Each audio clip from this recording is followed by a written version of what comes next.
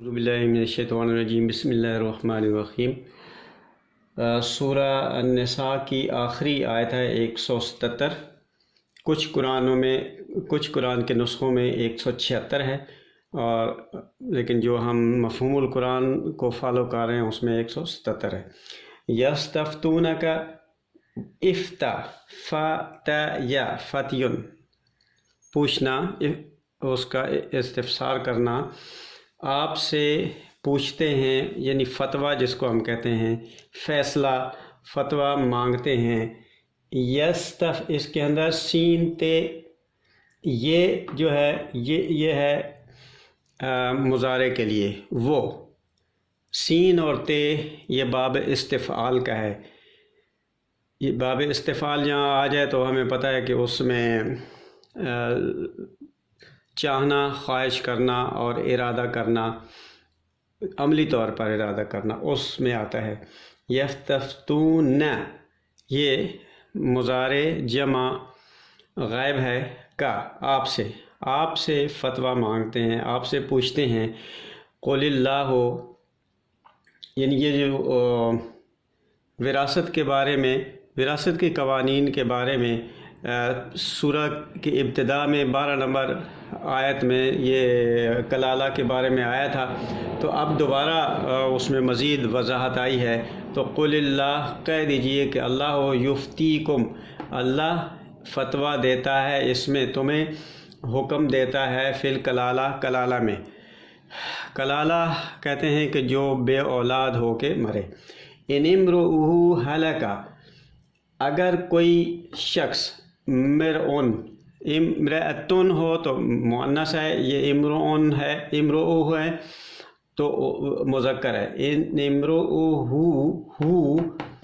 اس کی وہ مر جائے، ہلاکت سے ہلاک ہو جائے، لیس لہ ولد، اور نہ ہو اس کا کوئی ولد، یعنی اولاد نہ ہو، تو لیکن ولہ اخت، اس کی ایک بہن ہو، تو اس کے لیے ہے فلہا نصف ما ترک، تو اس کا پورے ترکے کا اس بہن کو نصف ملے گا۔ فلہا، پس ہے اس کے لیے جو چھوڑے نصف۔ وہو یرثھا، اور اسی طرح وائس ورثہ، اگر وہ بندہ مر جائے اور اس کی بہن ہو، وہ بندہ اگر ہو، وہ بندہ زندہ ہو اور بہن مر جائے تو وہ یرثھا، اس اپنی بہن کا وارث ہوگا۔ ان لم یکن لہ ولد، اگر نہ ہو لہا، ہا جو ہے یہ مؤنث کی اختن کی طرف ہے، اگر اس کی بہن کا کوئی ولد اولاد نہ ہو تو اس کا وارث اس کا بھائی ہوگا۔ فَإِن كَانَتَا، پھر اگر دو ہوں، کانتا، دو مؤنث، کانت ایک مؤنث، کانتا دو مؤنث ہوں، اثنتین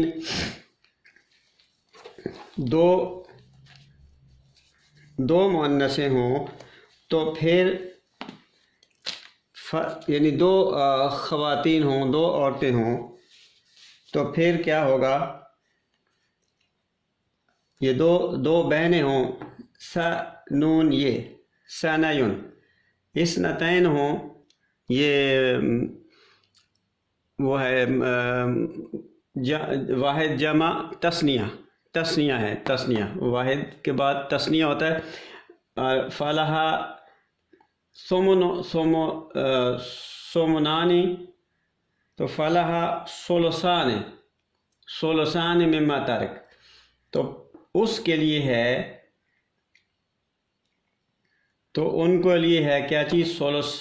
ثلثان، یہ 2/3، ثلث کا تثنیہ ثلثان ہے، ثلث تیسرے کو کہتے ہیں، تو ثلثان تین کے 2 حصے، مما ترک، جو اس نے چھوڑا، یہ اس کے بھائی کی بات ہو رہی ہے۔ وَإِن كَانُوا إِخْوَةً، اگر کوئی کانو ہوں، اخوتن بھائی، رجالاً مرد، ونساء اور عورتیں۔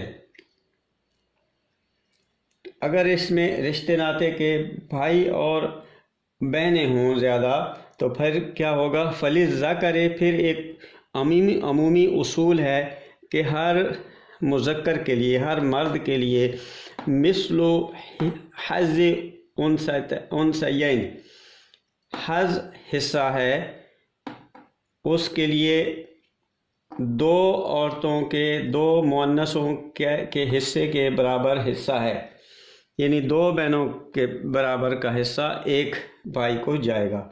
یبین اللہ ان تضلوا، اللہ بیان کرتا ہے، اللہ وضاحت کرتا ہے،